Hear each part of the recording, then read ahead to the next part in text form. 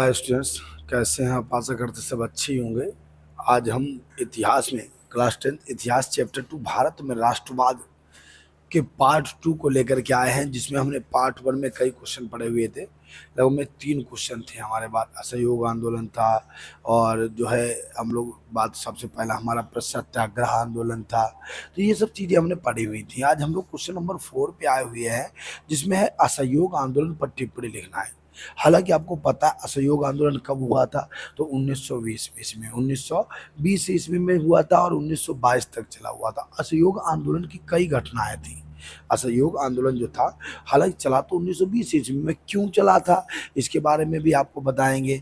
और जलियांवाला बाग हत्याकांड वगैरह हुआ था अमृतसर में 13 अप्रैल 1919, जब जलियांवाला बाग हत्याकांड हुआ तो उन सभी के चक्कर में एक असहयोग आंदोलन चलाया गया। कहा गया कि कोई भी अंग्रेजों से सहयोग नहीं करेगा। असहयोग का मतलब किसी भी प्रकार से अंग्रेजों का सहयोग कोई नहीं देगा, चाहे वो कर हो या कुछ भी हो, किसी भी तरीके से किसी भी दर में किसी अंग्रेजों को सहयोग नहीं देना है। तो उसी को असहयोग आंदोलन किया गया। अंग्रेजों जो विदेश से वो वस्तुओं को मंगाते थे उनका बहिष्कार किया गया और उन्हें कर देने से मना कर दिया गया, तो ये असहयोग आंदोलन कहा गया। हालांकि गांधी जी अहिंसा के पुजारी थे, तो धीरे धीरे असहयोग आंदोलन चलता रहा। इसमें कई सारे लोगों ने भाग लिया, और लेकिन 1922 ईस्वी में जो था, चौरी चौरा नामक स्थान पर भारतीयों ने आक्रोश में, भीड़ ने आक्रोश में आकर के, जो चौरी चौरा नामक स्थान पे एक चौकी बनी हुई थी, पुलिस चौक था, उसको जो है आग लगा दी थी। तो इसमें कई सारे पुलिसकर्मी मारे गए। तो निर्दोष लोगों की हत्या को देखकर गांधी जी ने इस असहयोग आंदोलन को वापस ले लिया था। तो यही था असहयोग आंदोलन। तो देखिए असहयोग आंदोलन कब हुआ था कि 1920 से 1922 ईस्वी के बीच भारत में ब्रिटिश शासन के खिलाफ एक व्यापक जन आंदोलन था। असहयोग आंदोलन 1920 से 1922 ईस्वी के बीच किसके साथ? ब्रिटिश शासन के खिलाफ एक व्यापक आंदोलन था। इसके मुख्य कारण थे ब्रिटिश शासन के प्रति बढ़ती हुई निराशा, जलियांवाला बाग हत्याकांड, सबसे बड़ी बात थी जलियांवाला बाग हत्याकांड। और तीसरी बात थी रॉलेट एक्ट। रॉलेट एक्ट में क्या था कि काला कानून था, बिना दलील, बिना वकील, डायरेक्ट सीधे जेल में डाल देना। ठीक है, तो इसका लोगों ने घोर विरोध किया था। खिलाफत आंदोलन था। इस आंदोलन ने ब्रिटिश शासन को कमजोर किया और भारत राष्ट्रीय आंदोलन को आगे बढ़ाया, लेकिन बाद में चौरी चौरा की घटना के कारण इसे स्थगित कर दिया गया था। तो मैंने आपको ये बात बता भी दी थी कि क्या होता है कि इसका मुख्य कारण असहयोग आंदोलन स्टार्ट किया गया था जलियांवाला बाग हत्याकांड से लेकर के, लेकिन अंत इसका कब हुआ? चौरी चौरा हत्याकांड से लेकर के हुआ था। ठीक है, तो क्या होता है, असहयोग आंदोलन की कई घटनाएं थी। क्या होता है असहयोग आंदोलन, आपको हम बताते हैं।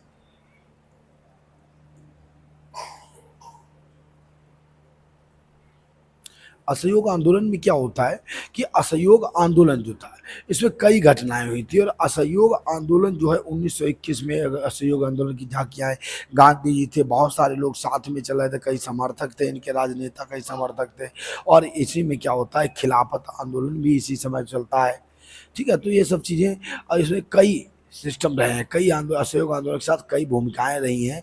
और इसी में अंत में चौरी चौरा हत्याकांड हुआ, और चौरी चौरा हत्याकांड से क्या होता है, इसको स्थगित कर दिया जाता है।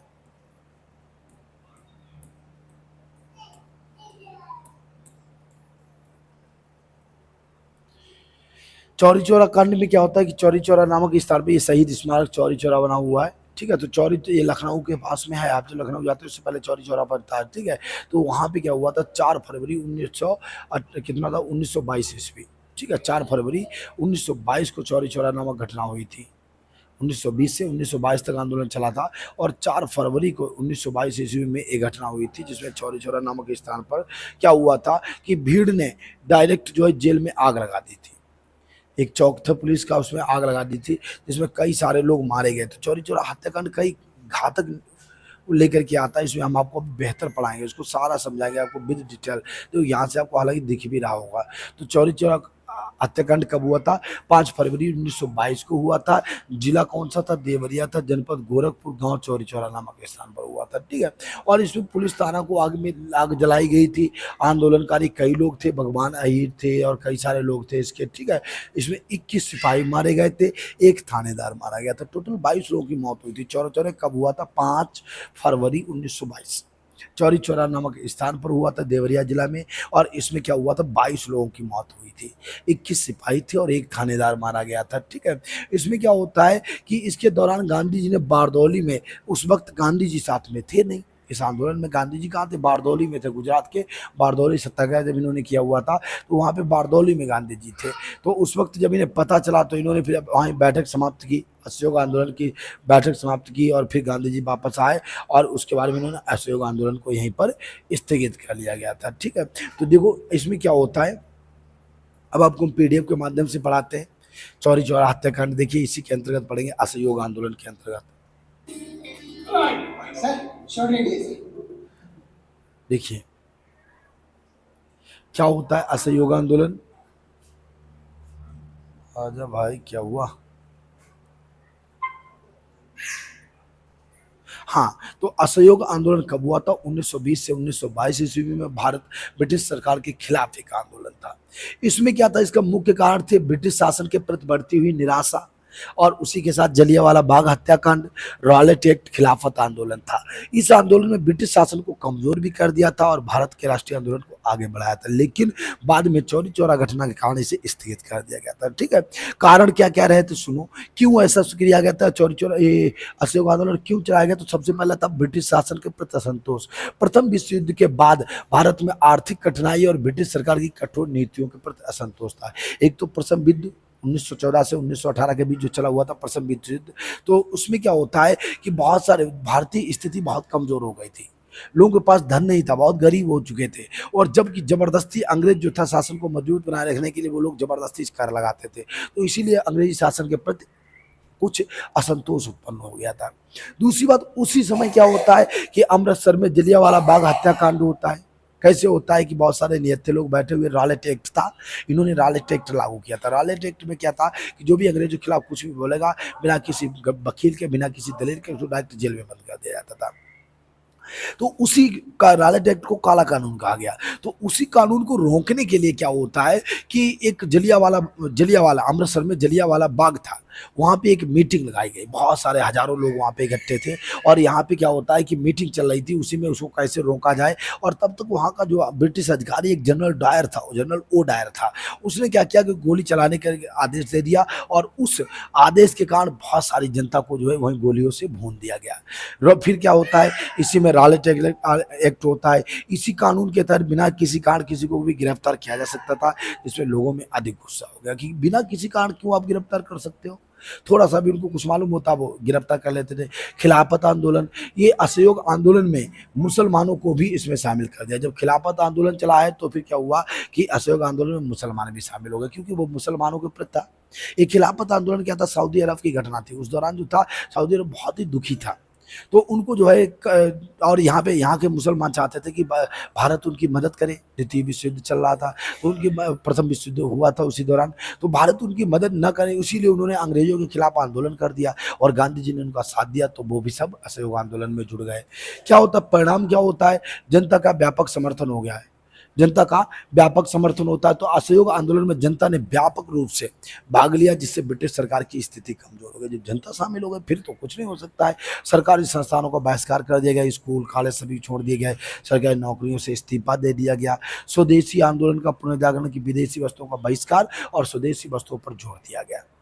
आंदोलन का स्थगित होना, स्थगित कब होता है, जब चौरी चौरा की घटना होती है, तो उसमें गांधी जी बहुत दुखी होते हैं और वो आंदोलन को स्थगित कर देते हैं।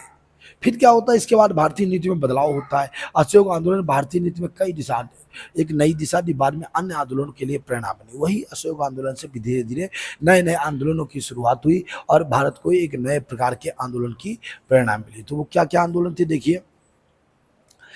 असहयोग आंदोलन चौरी चौरा घटना के कारण वापस तो लेना पड़ा, परंतु यह घटना उत्तर प्रदेश के गोरखपुर जिले में 5 फरवरी 1922 को हुई। आंदोलनकारी पुलिस स्टेशन पर हमला करने के लिए इकट्ठे हुए थे और उन्होंने पुलिस स्टेशन में आग लगा दी, जिसे 22 पुलिसकर्मी मारे गए। कौन थे, 21 लोग थे, 21 पुलिस वाले थे और एक जो था थानेदार था। कुल मिला के 22 लोगों की हत्या हुई थी।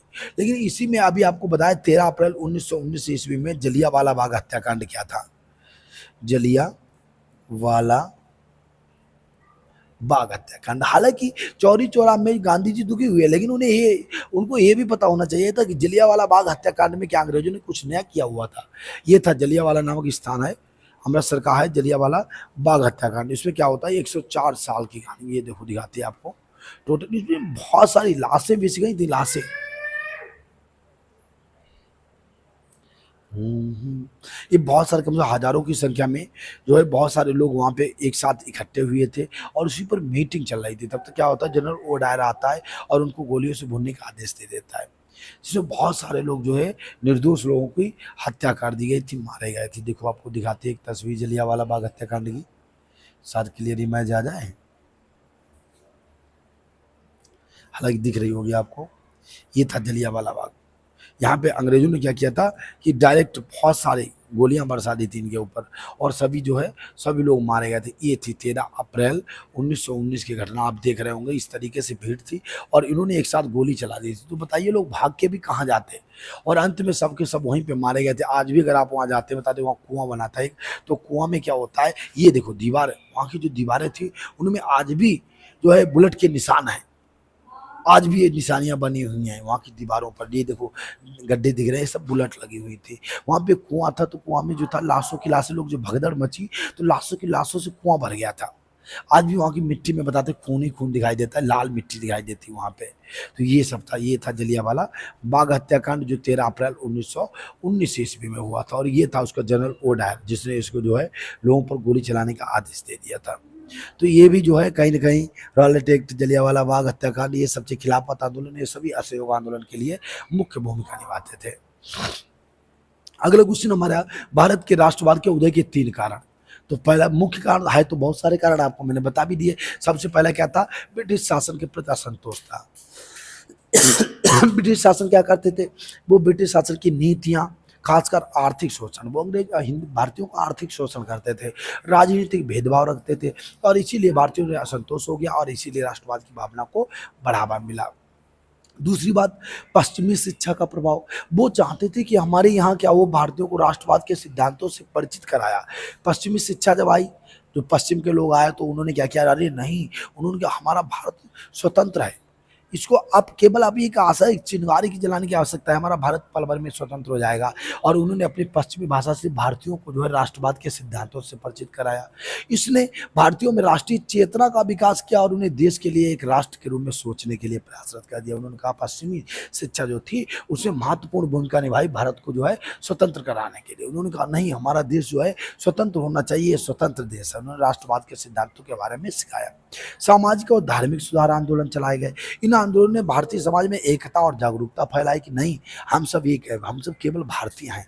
तो इसी नाम से जो था इस आंदोलन ने भारतीयों को अपनी सांस्कृतिक विरासत पर गर्व करना सिखाया और राष्ट्र को बढ़ावा दिया। तो ये भी कहीं ना कहीं 3 कारण थे।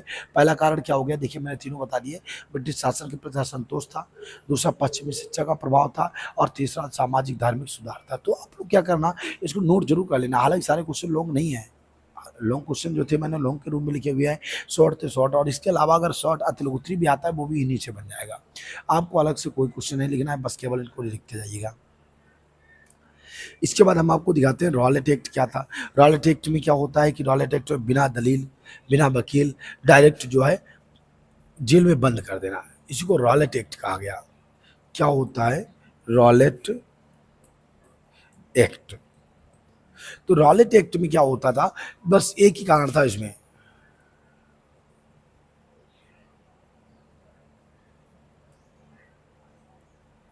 रॉलेट एक्ट में क्या होता था कि इसमें बिना दलील, देखिए जरा एक बार समझिए, रॉलेट एक्ट ब्रिटिश सरकार द्वारा 1919 ईस्वी में पारित किया गया। ये विवादास्पद था, क्यों, क्योंकि इसे अनार्किकल एवं रिवॉल्यूशन क्राइम एक्ट के रूप में जाना जाता था। इस कानून में ब्रिटिश सरकार को बिना किसी मुकदमे के किसी भी व्यक्ति को गिरफ्तार और हिरासत में लेने का अधिकार मिल गया था, कि ब्रिटिश सरकार चाहे उसको एकदम बिना किसी मुकदमे के गिरफ्तार कर सकती है, जिससे भारतीय नागरिकों के मौलिक अधिकारों का उल्लंघन हुआ। और इसीलिए रॉलेट एक्ट क्या होता है कि इसमें मुख्यतः भारतीय क्रांतिकारी गतिविधियों को रोकना था, और जब ये सब एक साथ किसी के साथ चलाओगे तो इसमें क्या होता है, इसमें भारत में व्यापक विरोध हुआ। महात्मा गांधी ने इसे काला कानून कहा और इसके खिलाफ सत्याग्रह आंदोलन शुरू कर दिया कि नहीं, हमारे सत्य को आपको मानना पड़ेगा और रॉलेट एक्ट को वापस लेना पड़ेगा। तो यही था हमारा रॉलेट एक्ट, जहाँ पे बिना दलील और बिना वकील डायरेक्ट जेल में बंद कर देना था। ठीक है, तो भारतीय क्रांतिकारियों को उन्होंने बस यही कारण था, वो चाहता था कि अंग्रेजी सरकार किसी भी तरीके से भारतीयों को गिरफ्तार कर ले और इस कानून को उनको जो है कहीं न कहीं सजा दे, ताकि वो भारतीय जो है सरकार के खिलाफ ना जा सके। तो यही था रॉलेट एक्ट हमारा। देखिए क्या होता है रॉलेट एक्ट, आप जब वहाँ पेपर में लिखेंगे तो कैसे लिखेंगे, इस एक्ट के अनुसार सरकार किसी भी व्यक्ति को बिना अभियोग चलाए, अभियोग का मतलब बिना केस चलाए, बिना मुकदमा चलाए, किसी भी अनिश्चित समय के लिए बंद कर सकते थे जेल में। कारण क्या, तो उसे अपील, दलील या वकील करने का कोई अधिकार नहीं था। तो सबसे बड़ी बात थी, जब आप सामने वाले पक्ष की बात सुनेंगे ही नहीं तो इसका मतलब आप न्याय कहाँ कर रहे हैं, अन्याय कर रहे हैं आप। और इसीलिए जो था, क्या होता है कि उनको क्या होता था, बिना किसी अभियोग चलाए अनिश्चित समय के लिए किसी को भी व्यक्त कर सकती थी। और इसीलिए क्या होता है, इसके प्रमुख कारण क्या थे, नंबर एक था दमनकारी नीतियाँ। इसके कारण क्या रहे, देखिए इसको एक बार।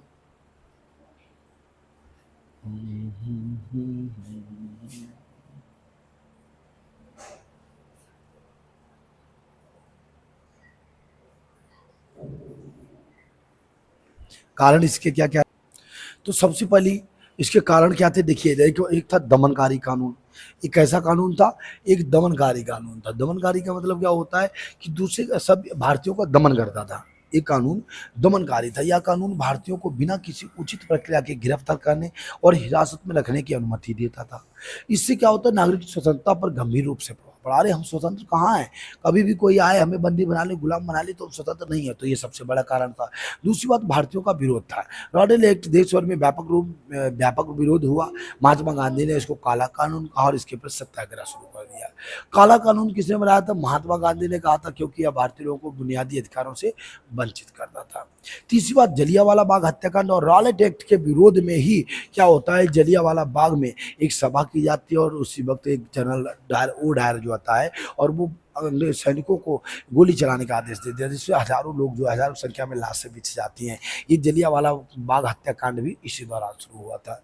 और इसी को लेकर के फिर गांधी जी ने असहयोग आंदोलन किया। अंग्रेजों का आप सहयोग नहीं करेंगे 1920 से 1922 तक चला था।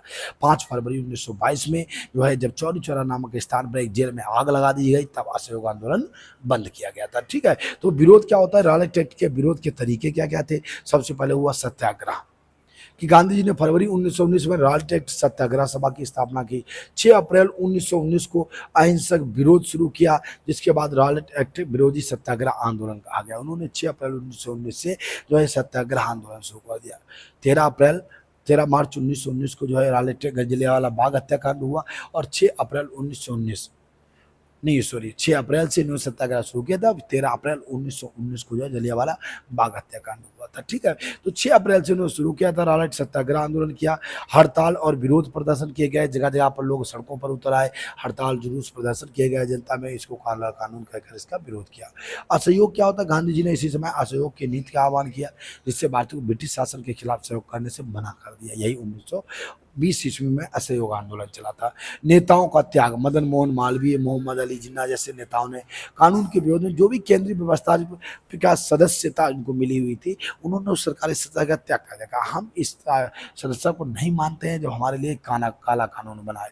तो बेचारे 6 अप्रैल से स्टार्ट कर पाते। गांधी जी ने कब स्टार्ट किया था इसको, खिलाफत जो सत्याग्रह आंदोलन 6 अप्रैल 1919 को शुरू किया होता और उसी वक्त 19 अप्रैल 1919 में जो महासभा चल रही थी, उसमें क्या होता है, शांतिपूर्ण प्रदर्शनकारियों पर क्या होता है, अचानक अंग्रेजी अधिकारी ने गोली चला दी, जिससे जनता में आक्रोश फैल गया और अधिनियम को समाप्त करने की मांग तेज हो गई। तो ये था रॉलेट एक्ट और इसका कारण क्या हुआ, जलियांवाला बाग हत्याकांड से और ज्यादा प्रभाव पड़ा। अगला प्रश्न, तो देखिए रॉलेट एक्ट में आप यही लिखिएगा, सबसे पहले काला कानून था। मैंने बहुत सरल भाषा में लिख रखा है, ये भाषा आपको कहीं नहीं मिलने वाली है। ठीक है, तो रॉलेट एक्ट क्या होता है, मैंने इसके बारे में बताया। क्या था, दमनकारी कानून था, भारतीयों का विरोध होता है। काला कानून इसे कहा जाता है। जलियांवाला बाग हत्याकांड भी इसी दौरान होता है। ठीक है, तरीके क्या होते हैं, सत्याग्रह शुरू किया जाता है, हड़ताल, जगह जगह पर विरोध किए जाते हैं। आप वीडियो को रोक रोक के देख सकते हो। नेताओं ने त्याग कर दिया, जो मुख्य स्थान थे, इनकी जो है मुख्य पोस्ट थे, उनका त्याग कर दिया कि हम ऐसे कानून को नहीं मानते हैं। अगला क्वेश्चन हमारा है पूना पैक्ट क्या होता है। इस पर किसके हस्ताक्षर किए गए, 2 शर्तें भी लिखिए। पूना पैक्ट क्या होता है, पूना समझौता क्या होता है, 1932 में हुआ था। पूना पैक्ट में क्या होता है,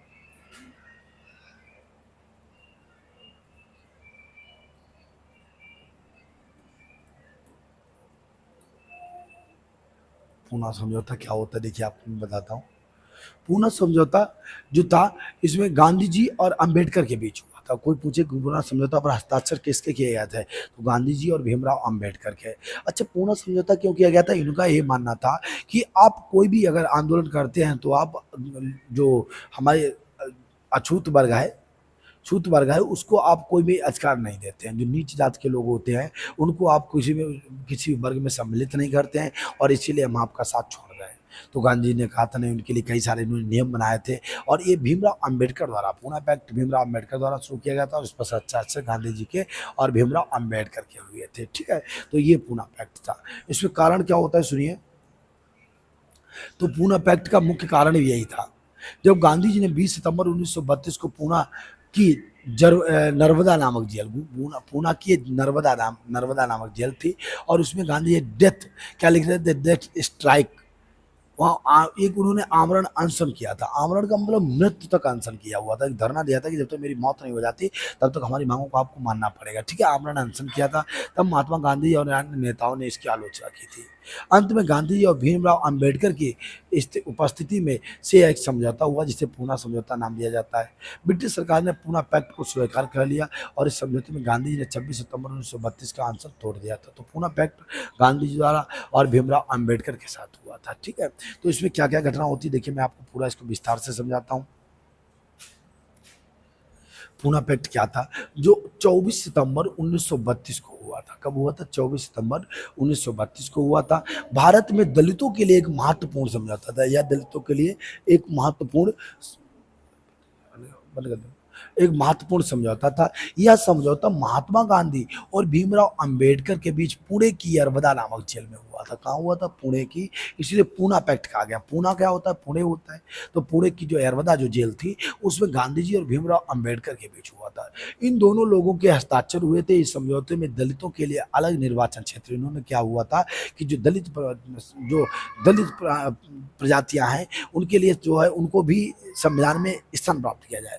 उनके लिए जो है अलग, जो है क्या होता था, अलग निर्वाचन क्षेत्र बनाया जाए। लेकिन इसमें खत्म कर दिया गया, लेकिन बाद में इसको खत्म कर दिया गया, और दलितों को संयुक्त निर्वाचक मंडल में आरक्षित सीटें दी गई। इन्होंने ये कहा था कि दलित अगर गांव का एक प्रधान है, तो फिर गांव में एक दलित वर्ग के लिए भी प्रधान अलग से होना चाहिए। लेकिन बाद में इसको खत्म कर देगा, कहा गया नहीं, कोई बात नहीं, एक बार उनको अवसर मिलेगा प्रधान बनने का, और समाज के साथ साथ एक ही लाइन में निर्वाचन, संयुक्त निर्वाचन प्रणाली में उनको सारी सीटें दे दी गई थी। तो ये था पूना समझौता। इसमें क्या था, इसका कारण क्या था, उद्देश्य क्या था, केवल दलितों को राजनीति का प्रतिनिधित्व प्रदान कराना, दलितों के लिए अलग निर्वाचन क्षेत्र के मुद्दों को हल करना, दलितों को हिंदू समाज में एक समान स्थान प्रदान करना। तो ये केवल भीमराव अम्बेडकर द्वारा चला गया था। वो चाहते थे दलितों को जो है समान स्थान प्रदान किया जाए। समझौते में क्या होता है, दलितों के लिए अलग निर्वाचन क्षेत्र को खत्म कर दिया, उनको नहीं अलग रहने दो, एक में सभी को बराबर उचित अधिकार दिया जाए। दूसरी बात, प्रांतीय विधानसभाओं में दलितों के लिए आरक्षित सीटों की संख्या बढ़ाई गई कि दलितों के लिए एक आरक्षित सीटें होनी चाहिए इतनी सीटों पर। जैसे विधानसभा में अगर 442 सीटें हैं, तो मिनिमम 120 सीटों पर दलित होने चाहिए। तो इस तरीके से उनको अलग आरक्षित सीटों की संख्या बढ़ाई गई। दलितों को संयुक्त निर्वाचन मंडल में फिर वोट देने का अधिकार भी मिल गया। शिक्षा और रोजगार के क्षेत्र में भी समान अवसर दिए गए। समझौते का महत्व क्या रहा, क्या महत्व था, यह समझौता दलितों के अधिकारों के लिए था। दलितों राजनीतिक प्रतिनिधित्व प्रदान किया, उसमें समाज में एक समान स्थान दिया, भारतीय स्वतंत्रता आंदोलन में एक महत्वपूर्ण मोड़ लिया, और यह समझौता सामाजिक न्याय और समानता के लिए महत्वपूर्ण अधिकार था। इसका ये आंदोलन जो था, आप याद रखिए, पूना पैक्ट जो था, किसके द्वारा, गांधी जी एवं अम्बेडकर द्वारा स्टार्ट किया गया था। इस पर गांधी जी अम्बेडकर के हस्ताक्षर हुए थे, पुणे की यरवदा जेल में हुए थे, और ये केवल दलितों के लिए था। दलितों को निर्वाचन क्षेत्र से जोड़ना, उनको अलग स्थान प्रदान करना, रोजगार समाज में बराबर का जो है उनको अधिकार देना, ये सब पूना पैक्ट के अंतर्गत था। इस टाइप का आपको आंसर कहीं नहीं मिलेगा, आप इनको नोट जरूर करिएगा, क्योंकि बहुत सरल भाषा में हमारे आंसर हैं, आप बेहतर समझ सकते हैं। नोट भी करते जाइएगा, मैं इसीलिए इसको रोक देता हूँ। इसके बाद हम पढ़ेंगे खिलाफत आंदोलन क्या था, क्यों खिलाफत आंदोलन शुरू किया गया था, ये भी आपको हम बताते हैं। तो देखो, खिलाफत आंदोलन क्या था, इसको थोड़ा समझते हैं। खिलाफत आंदोलन क्या था? एक खिलाफत यानी 1919 से 1924 के बीच भारत में चला था। खिलाफत आंदोलन बहुत समय तक चला था। ये 13 अप्रैल 1919 के बाद से रॉयट एक्ट के विरोध में खिलाफत आंदोलन शुरू हुआ था और 1924 तक चला था। आंदोलन का मुख्य उद्देश्य तुर्की के खलीफा की रक्षा करना था। तुर्क में क्या होता है, अंग्रेज बहुत सारे मुसलमान रहते थे और हमारे यहाँ के मुस्लिमों ने वहाँ उस वक्त प्रथम विश्व युद्ध हुआ तो वहाँ की तुर्की जो थी बहुत ही खतरे में आ गया था। तुर्किस्तान बहुत खतरे में आ गया तो तुम यहाँ के मुसलमान चाहते थे कि तुर्की के खलीफा की हमारे यहाँ से रक्षा की जाए और इसीलिए इन्होंने अंग्रेजों से खिलाफत आंदोलन शुरू कर दिया था। गांधी जी ने भी उनका साथ दिया और इसीलिए वो सब असहयोग आंदोलन में गांधी के साथ जुड़े गए थे। तो इन्होंने क्या हुआ कि उस समय ओटोमन साम्राज्य के पतन के कारण संकट में था तुर्की जो था, तुर्की का खलीफा जो था उसकी रक्षा करनी थी। इस आंदोलन को भारतीय मुसलमानों ने शुरू किया था और समर्थन गांधी जी ने भी किया था। इसका समर्थन गांधी जी ने, तो वो केवल तुर्क देश के लिए था। वो चाहते थे कि तुर्की का जो खलीफा है उसकी रक्षा की जाए, उसको हमारे भारत में बुला लिया जाए और उसे जो है सुरक्षा उसकी की जाए। कारण क्या होते हैं? खिलाफत आंदोलन का मुख्य कारण था प्रथम विश्व युद्ध के बाद ओटोमन साम्राज्य का पतन हो गया। वहां पे तुर्की में ओटोमन साम्राज्य था, उसका पतन हो जाता है। पतन के बाद तुर्की के खलीफा की स्थिति कमजोर हो जाती है, जिससे भारतीय मुसलमानों को चिंता और रोष उत्पन्न हो गया। भारतीय मुसलमानों ने कहा नहीं, हम उसकी रक्षा करेंगे, वो हमारे कौम का है और इसीलिए जो है उन्होंने अंग्रेजों से कहा कि नहीं, आप लोग जो है कोई ऐसा उपाय कीजिए जिससे हमारे खलीफा की रक्षा की जा सके। तो वही था हमारा खिलाफत आंदोलन। स्वरूप कैसा था खिलाफत आंदोलन का? इसके दौरान भारतीय मुसलमानों ने ब्रिटिश सरकार के खिलाफ विरोध प्रदर्शन किया, ब्रिटिश सरकार, और उन्होंने खलीफा की रक्षा के लिए आंदोलन चलाया और ब्रिटिश सरकार से तुर्की में उचित शासन की मांग की। उन्होंने कहा कि तुर्की में जो है उचित शासन की मांग की और वो कहा कि नहीं, देखो कहाँ था तुर्की कहाँ थी और जो है भारत कहाँ था।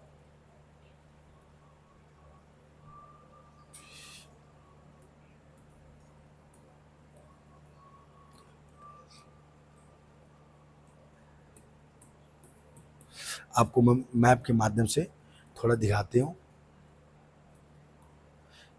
जैसे कि आपको बेहतर समझ में आ जाए।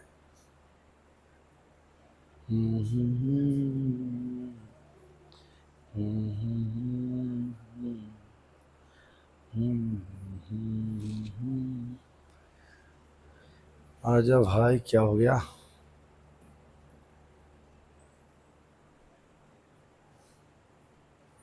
तो देखिए तुर्क देश कहाँ पे था, आपको हम लोग दिखाते हैं चित्र के माध्यम से कि ये पूरा एशिया महाद्वीप हो गया और यहाँ पर ये हमारा भारत था, ये हमारा